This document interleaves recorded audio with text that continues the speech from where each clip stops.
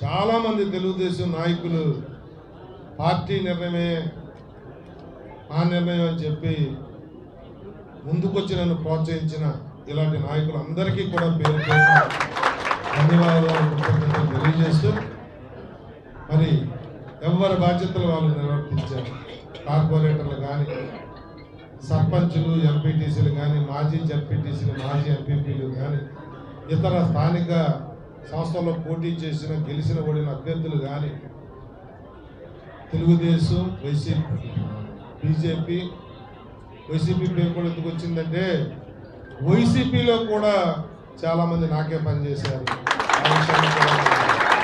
ఎందుకంటే వ్యక్తిత్వం చూశారు తప్ప ఈ ఎలక్షన్లో పార్టీలు చూడలేదనడానికి నా మెజారిటీ ఒక కారణం. వారికి ఏ పార్టీలో ఉన్నా నాకు సహకరించి